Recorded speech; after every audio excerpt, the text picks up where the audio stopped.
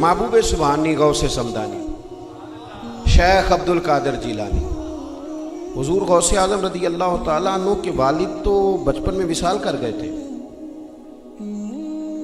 غوث پاک رضی اللہ تعالیٰ عنہ نے ایک اینٹ سے کام شروع کیا اور غوث اعظم نے باقاعدہ کام کیا۔ ہمارے یہاں چونکہ رواج نہیں تحقیقی مقالہ جات کا، ورنہ غوث اعظم رضی اللہ تعالیٰ عنہ کا علمی کام بھی ہے، طریقت میں کام بھی ہے، تصنیف میں کام بھی ہے، جہاد میں بھی کام ہے۔ یہ صلاح الدین ایوبی دراصل حضور غوث پاک کے تیار کردہ ہے۔ یہ ساری فوج جو 70,000 تھی، یہ ساری غوث پاک کے مریدوں کی فوج تھی۔ یہ سارے لوگ حضور اور کئی پہلوؤں پر غوث اعظم نے کام کیا۔ کس طرح کیا؟ کس طرح کیا؟ وہی ترتیب جو آج تک ہمارے بزرگوں نے ہمیں دی ہے۔ غوث اعظم واعظ کہا کرتے تھے، تقریر کرتے تھے، اور تقریر کرنا آج کل لوگ سمجھتے ہیں، وہ کچھ لوگ کہتے ہیں چھوڑو جی یہ فلانا بندہ تو ایک خطیب ہے۔ آپ کے خیال میں خطیب ہونا کوئی بالکل فضول سی بات ہے، اسے کوئی معنی ہی نہیں۔ دیکھو خطابت اتنا ضروری کام ہے کہ غوث پاک فرماتے ہیں جب میں نے تعلیم مکمل کر لی اور میں پڑھ چکا تھا پر میں تقریر نہیں کرتا تھا، تو کہتے ہیں مجھے خواب میں نا خود رسول کریم علیہ السلام کی زیارت نصیب ہوئی، اور نبی پاک صلی اللہ علیہ وسلم نے مجھ سے فرمایا تو تقریر کیوں نہیں کرتا، بات کیا کر، بات کیا کر، اللہ تبارک و تعالیٰ تیری وجہ سے لوگوں کو فیض یاب کرے گا، گفتگو کر۔ آپ جب بات کرتے ہیں نا کوئی بات دین کی، تو وہ بندہ اس وقت عمل کرے نہ کرے، جب آپ کوئی بات کر دیتے ہیں تو ایک وقت ایسا ضرور آتا ہے کہ جب بندہ وہ کام کرنے لگتا ہے تو بات اس نے سنی ہوتی ہے تو اس کے سامنے ضرور آ جاتی کہ یار یہ بات میں نے سنی تھی، وہ سامنے ضرور آتی۔ حضور غوث اعظم رضی اللہ تعالیٰ عنہ کو حکم دیا گیا کہ آپ خطاب کریں، آپ تقریر کریں، اور حکم کون دے رہا ہے؟ خود رسول کریم علیہ السلام۔ تو حضور غوث اعظم رضی اللہ تعالیٰ عنہ عرض کرنے لگے یا رسول اللہ، میں ان لوگوں میں جو اتنے فصیح و بلیغ ہیں، بات کرنے کا بڑا سلیقہ جانتے اور گفتگو کے سارے بام و در سے آگاہ ہیں، الفاظ کے اندر کیا طاقت ہوتی ہے اسے یہ سمجھتے، ان کے سامنے کیسے خطاب کروں؟ تو یہ تقاب یہ دین کا اتنا بڑا شعبہ ہے کہ محبوب نے فرمایا عبد القادر منہ تو کھولیے گا۔ کہتے ہیں میں نے منہ کھولا تو خود محبوب نے اپنا لواب دہن 7 دفعہ میرے منہ میں ڈالا۔ پھر غوث اعظم نے منبر بچھایا، پھر غوث اعظم آپ فرماتے ہیں پھر مجھے دوبارہ بھی زیارت ہوئی، پر اب مولا علی شیر خدا کی ہوئی۔ انہوں نے بھی فرمایا پتر منہ کھولے نا، تو میں کھولا تو 7 دفعہ لواب دہن ڈالا۔ تو میں نے کہا حضور آپ نے 6 دفعہ ڈالا، تو میں نے کہا آپ نے کیوں 6 دفعہ ڈالا ہے؟ کہنے لگے اب حضور کے برابر تو نہیں نہ جانا۔ خطاب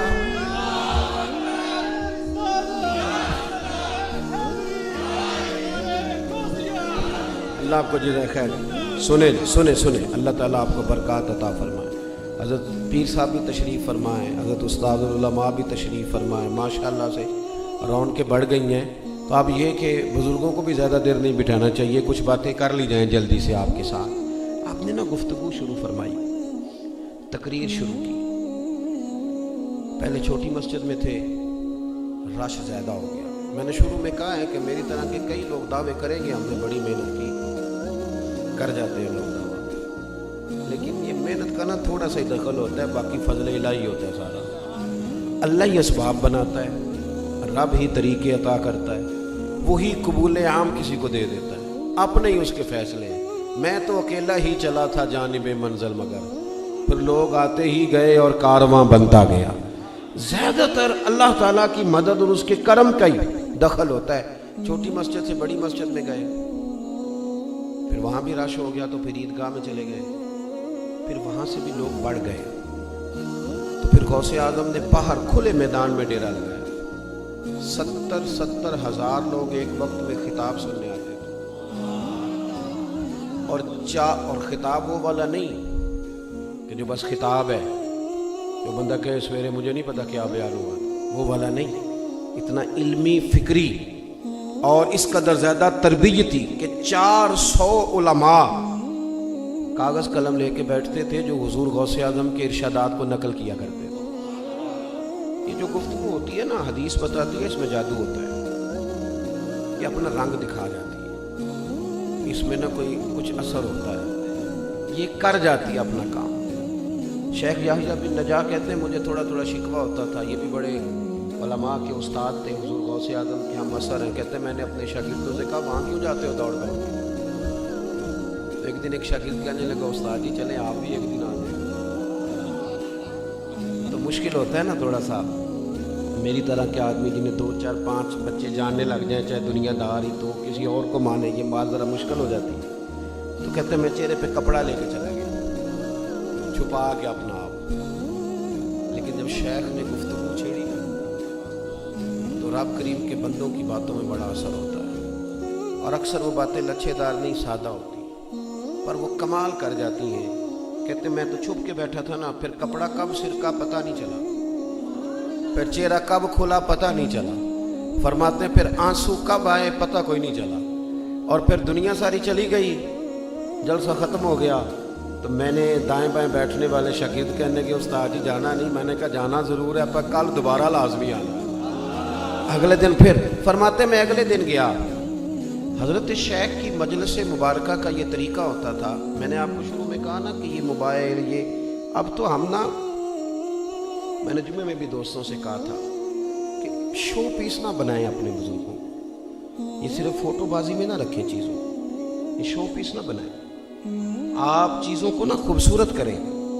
مطلب یہ کہ یہ محافل ہم جب منعقد کرتے تھے تو اس کے پیچھے ہمارے مقاصد روحانی ہوتے تھے، آمنے سامنے بیٹھیں گے کوئی بات کریں گے، کئی دفعہ کوئی سنگ دل رو نہیں سکتا پر کسی رونے والے کو دیکھتا ہے تو رو پڑتا ہے، اس کا لطف بڑھ جاتا ہے، یہ محافل کا یہ نفع ہوتا ہے۔ لیکن ہم نے اس کو بھی نا فوٹو بازی میں، کچھ لوگ پوری محفل میں بڑے پریشان ہوتے ہیں کہ کوئی فوٹو 2 4 بنانے کا موقع نہیں ملا، بڑے پریشان، تکلف بڑھ جاتا ہے، اور یوں محسوس ہوتا ہے کہ جیسے یہ کام نہ زیادہ فوٹو سے، بڑے بڑے پروگرام، یہ تھوڑے دن پہلے مجھے یہ سرکاری کام چل رہا تھا نا شان مصطفیٰ کا، انتظامیہ کو مصیبت بنی ہوئی تھی کہ ہفتہ کیسے گزارنا، تو کبھی کسی کی منت کرتے کبھی کسی کی منت کرتے، تو مجھے بھی کہنے لگے کچھ لوگ کہ وہ منانا ہے تو کسی طریقے سے آپ بھی وقت دیں گے، تو میں نے کہا ایک شرط ہے کہ آپ فوٹو نہیں بنائیں گے، اس لیے کہ آپ کو حکم آیا تو آپ نے 4 تصویریں بنا کے ضرور بھیجنی ہے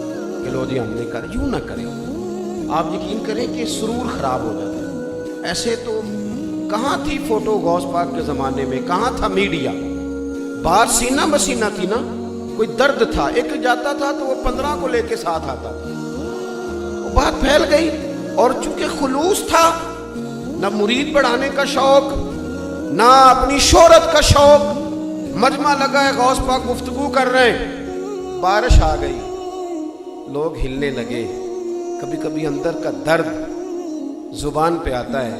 حضرت غوث اعظم نے 2 آنسو گرائے، عرض کی مالک تو دلوں کے حال جانتا ہے، اگر یہ لوگ میں نے اپنے لیے جمع کیے ہیں تو اللہ بھگا دے سارے، اور اگر تیرے لیے جمع کیے ہیں تو پھر بھی تیری مرضی ہے۔ لوگ کہتے ہیں سارے شہر میں بارش ہوتی تھی پر جہاں غوث اعظم کی محفل ہوتی تھی وہاں نہیں ہوتی تھی، سارے شہر میں ہوتی تھی، جو خلوص پہ ملتا ہے، للہیت پہ، ورنہ تو بندے کو یوں لگتا ہے میں اداکار ہوں، میں کہہ کچھ اور رہا ہوں کر کچھ، سے محسوس ہوتا ہے کہ یہ تو کوئی شاید ملمہ سازی ہے، یہ تو شاید میں توتے کتنا رٹ کے کچھ باتیں کر رہا ہوں۔ دوست شیخ یحییٰ کہتے ہیں کہ میں نا اگلے دن گیا تو محفل مبارکہ کا یہ طریقہ تھا کہ جب مجلس ختم ہوتی تھی نا تو 4 بندے اس کونے سے کھڑے ہوتے تھے، کہتے تھے حضور کبھی مسجد نہیں گئے، آج کے بعد توبہ کریں، 5 پڑھیں، 10 اس کونے سے کھڑے ہوتے، کہتے حضور بڑا لوٹا لوگوں کو، چوریاں کرتے تھے، ہم تو رش دیکھ کے آئے تھے کہ یہاں کیا ہے، پر آپ کی گفتگو نے سینے کے سارے میل چھڑا دیے، حضور آج ہی توبہ کرتے ہیں، لوگوں سے معافیاں بھی مانگیں گے، مال بھی واپس کریں گے۔ 15 اس کونے سے کھڑے ہوئے اور عرض کی حضور بڑا ستایا رشتہ داروں کو، بڑی دفعہ دل توڑا ماں باپ کا، لیکن آج لوٹ کے جائیں گے، اور جب تک ماں راضی نہیں ہوگی سوئے گے نہیں۔ یہ توبہ کرنے والے اٹھتے، اپنی اپنی بات کرتے، کوئی روتا کوئی بلکتا کوئی سسکیاں لیتا، ایک رنگ ہوتا، ایک شوق ہوتا، لگتا کہ لوگ آئے ہیں کہیں تربیت لینے کے لیے۔ شیخ یحییٰ فرماتے ہیں کہ میں ایک دھاگا لے گیا، آج میں نے گننا ہے کتنے لوگ توبہ کرتے ہیں. کیسے گنوں گا؟ کہتے ایک بندہ توبہ کرے گا تو ایک گرہ لگا لوں گا، میں دوسرا توبہ کرے گا تو دوسری گرہیں لگاتا جاؤں گا، بعد میں گن لوں گا. کہتے میں لے گیا دھاگا اور ایک بندہ اٹھا محفل کے بعد، تو یعنی وہاں یہ گنا جا رہا ہے توبہ کتنے کریں گے. ہماری محفلوں میں نوٹ گنے جاتے ہیں، دتھیاں والا علیحدہ بلائی ہے جنہیں پان دینی ہے، یعنی انہیں 1000 لے کے 950 واپس کرتا ہے. اور یہاں ایسا تماشا عجیب و غریب، اور آپ یقین کریں کوفت ہوتی ہے. کیا مطلب؟ اس طرح بھی ہونا تھا، یہ بھی طریقہ تھا. اور کیسی سیانی قوم ہے، اپنے ہاتھوں سے پہلے بکھیرتی ہے پھر خود اکٹھے کرتی ہے نا جی. بچوں کا کھیل آپ نے اکٹھے جو بعد میں کرنے تھے. چند دن پہلے میں ایک جگہ پہ تھا تو ایک صاحب کہنے لگے پیر صاحب ہر گل اپنی دھکے نہ نہیں منائی دی، میرا بڑا دل ہے مینو خدمت کرن دیو سٹن دیو. میں کہ لیا پھر بے لیا 5-5 ہزار والے سٹ، تیرا پتہ لگے نا تیرا بڑا دل کرتا سٹنے پہ. کیا فلسفہ آپ نے، اس سے باہر آئے. یعنی یہ چیز تھوڑی سی نا اور طرف لوگوں کی رغبت دلاتی ہے. پھر نوٹوں والے قبضہ کر لیتے ہیں اسٹیج پہ، پھر دتھیوں والے فرنٹ سیٹوں پہ آ جاتے ہیں. غریب بیچارہ پیچھے مووی کے پیچھے چھپتا پھرتا ہے کہ نوٹ ہوتے تو میری بھی سیٹ آگے ہوتی. آپ ملا شریف میں بھی لوگوں کا یہ انداز کریں گے، 11ویں میں بھی لوگ یوں ترسیں گے کسی بزرگ کی زیارت کرنے کو، آگے بیٹھنے کو، دعا لینے کو. شیخ یحییٰ کہتے ہیں میں دھاگا لے گیا، ایک بندہ اٹھا توبہ کرنے کو تو میں نے ایک گرہ لگائی، دوسرا اٹھا تو دوسری لگائی. قریب ہی ممبر شریف کے بیٹھا تھا. پہلے تو 2-2 4-4 لوگ اٹھتے تھے تو گرہیں لگاتا گیا، پھر لوگ درجنوں کے حساب سے اٹھنے لگے. اب کیسے گرہیں لگاؤں؟ کبھی 20 اٹھ رہے ہیں، اس کے بعد 7 ہی 50 اٹھ رہے ہیں، پھر 100 اٹھ رہے ہیں. کیسے گرہیں لگاؤں؟ کہتے کبھی میں لوگ دیکھتا، کبھی خطاب سنتا، کبھی دھاگے کو گرہ لگاتا. جب میں الجھ گیا نا اور میرے چہرے پہ پریشانی کے آثار آئے تو سرکار غوث اعظم نے نظر فرمائی. اور رب کریم کے بندے کی جو باتیں ہوتی ہیں بڑی نرالی ہوتی ہیں. حضور غوث اعظم مسکرا کے فرمانے لگے یحییٰ میں دلوں کی گرہیں کھولتا جاتا ہوں، تو لگاتا جاتا ہے. یہ کیا بات ہوئی؟ میں تو گرہیں کھول رہا ہوں اور تو گرہیں لگا رہا ہے. اور پھر فرمانے لگے یہ میری وجہ سے توبہ نہیں کر رہے، یہ خدا کے فضل سے توبہ کر رہے ہیں، اور اللہ کا فضل گنا نہیں جا سکتا، وہ شمار نہیں ہوتا. آپ کوئی بھی کام ہے نا صاحب، کوئی بھی دنیا میں کوئی بھی کام وہ ٹائم ضرور مانگتا ہے.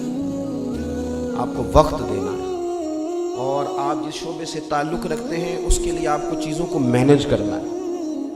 آپ یہ نہیں کہہ سکتے کہ آپ کی سوشل لائف ہوگی، ضرور ہوگی، لیکن اگر آپ نے دعویٰ کر لیا نا کہ میں دین کا خادم ہوں، اور یہ صرف علماء کے لیے، مشائخ کے لیے نہیں، میرے جیسے لوگ جو فلانے آستانے سے وابستہ ہیں، فلانے آستانے سے وابستہ ہیں، آپ وابستہ ہو کہ آپ کو اجازت نہیں ملے گی. جب آپ نے کرامت سنانی ہے نا گھر اپنے پیر صاحب کی، تو پھر آپ کو گھر میں میٹھا بھی بولنا پڑے گا، ورنہ گھر والے کہہ دیں گے یہ سکھاتے ہیں تمہیں پیر صاحب، یہ سکھاتے ہیں تمہیں استاد جی. آپ نمائندے، پھر آپ کو وقت دینا ہے، پھر آپ کو ٹھیک ہونا ہے، پھر آپ کو اپنے لب و لہجوں پر، سوچوں پر تھوڑا پہرا رکھنا ہے. حضور غوث پاک رضی اللہ تعالیٰ عنہ نے بڑا وقت دیا.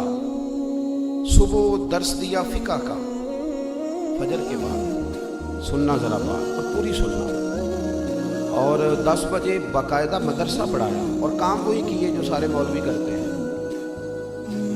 اور یہ کام کرنے والوں کو لوگ مولوی کہتے ہیں، پیر نہیں کہتے، ساری زندگی نہیں کہتے. اور کئی پیر بھی میں نے دیکھے ہیں بڑے فخر کے ساتھ کہہ رہے ہوتے ہیں ماشاءاللہ.